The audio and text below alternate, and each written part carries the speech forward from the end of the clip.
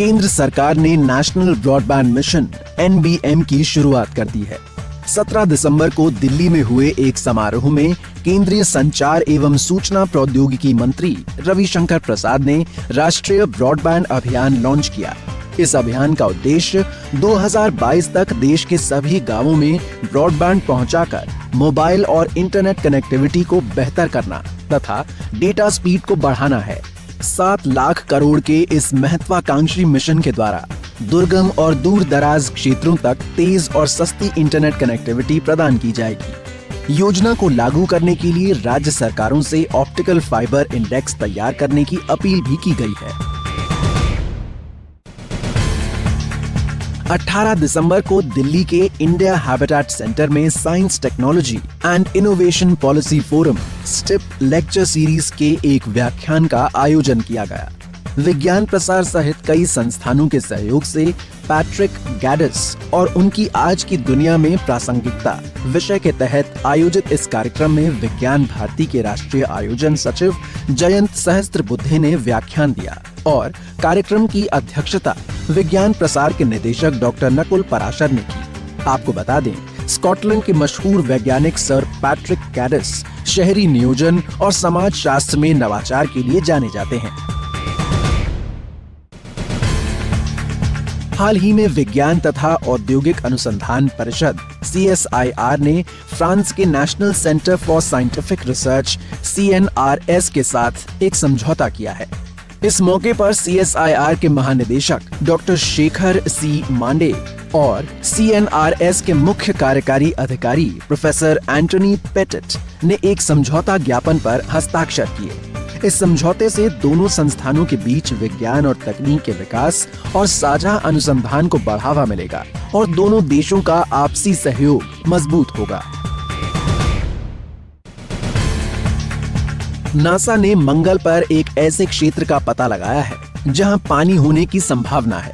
शोधकर्ताओं ने हाल ही में इन स्थानों का एक व्यापक नक्शा जारी किया है जहां बहुत मुलायम बर्फ है जिसे फावड़े से खोदा जा सकता है। इस स्थान पर अंतरिक्ष यात्री भी आसानी से उतर सकते हैं। नासा के मुताबिक अंतरिक्ष यात्री इस बर्फ को खोदकर पानी की जरूरत पूरी कर सकते हैं और साथ ही पानी के कणों को तोड़कर ऑक्सीजन और हाइड्रोजन अलग किया जा सकता है, जो कि बाद में वापसी के लिए रॉकेट के ईंधन के तौर पर भी इस्तेमाल किया जा सकेगा। रोजाना 2 सेब खाने से कम होगा कोलेस्ट्रॉल। अमेरिकन पत्रिका क्लिनिकल न्यूट्रिशन में छपे ताजा अध्ययन के मुताबिक सेब में ढेर सारा फाइबर होता है जो आंतों में मौजूद एक खास बैक्टीरिया को सक्रिय कर देता है जो कोलेस्ट्रॉल को घटाने में सहायक है। इस तरह लोगों में हृदय घात का जोखिम भी कम हो जाता है। 40 प्रतिभागियों पर किए गए इस शोध में उन्हें 8 हफ्ते तक रोजाना 2 सेब खिलाए गए और पाया गया कि उनके शरीर से बैड कोलेस्ट्रॉल की मात्रा 4% तक कम हो गई। 22 दिसंबर 1887 को मशहूर भारतीय गणितज्ञ श्रीनिवास रामानुजन का जन्म तमिलनाडु के इरोड जिले में हुआ। कम उम्र में ही रामानुजन में गणित के प्रति उनका रुझान नजर आने लगा था। उन्होंने ज्यादातर समय खुद से गणित का अध्ययन किया, जबकि वो अपने खराब स्वास्थ्य और गरीबी के चलते लगातार परेशान रहते थे।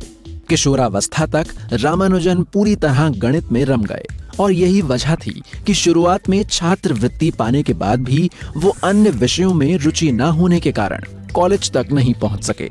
इसके बाद भी उन्होंने अपने बल पर गणित अनुसंधान जारी रखा और 1911 में बर्नौली संख्याओं के कुछ गुण विषय पर अपना पहला पत्र इंडियन मैथमेटिकल सोसाइटी पत्रिका में प्रकाशित किया। 1913 में उन्होंने ब्रिटिश गणितज्ञ G.H. हार्डी के साथ पत्राचार द्वारा अपना काम साझा करना शुरू किया।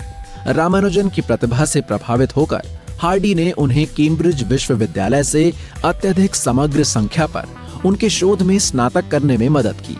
1918 में वो एलिप्टिक फंक्शंस और थ्योरी ऑफ नंबर्स पर किए गए शोध के लिए रॉयल सोसाइटी के फेलो चुने गए और इसी वर्ष वो ट्रिनिटी कॉलेज के फेलो चुने जाने वाले पहले भारतीय बने। बहुत कम उम्र के अपने जीवन काल में रामानुजन ने स्वतंत्र रूप से तकरीबन 3900 परिणाम संकलित किए।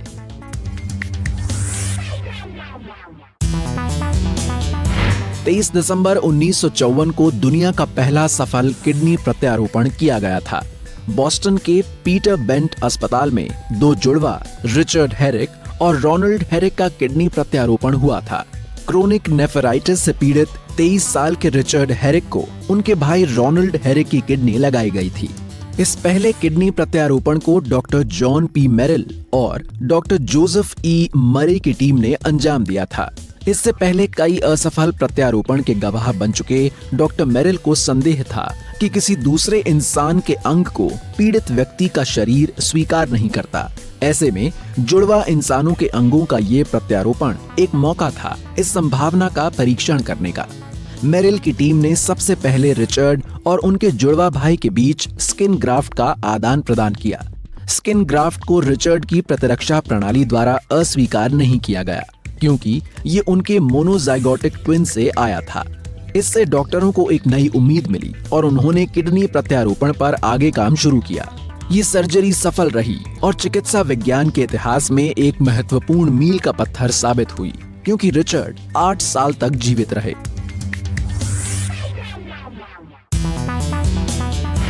छब्बीस दिसंबर 1898 को मैरी क्यूरी और उनके पति पियर क्यूरी ने एक नए तत्व रेडियम की खोज की घोषणा की।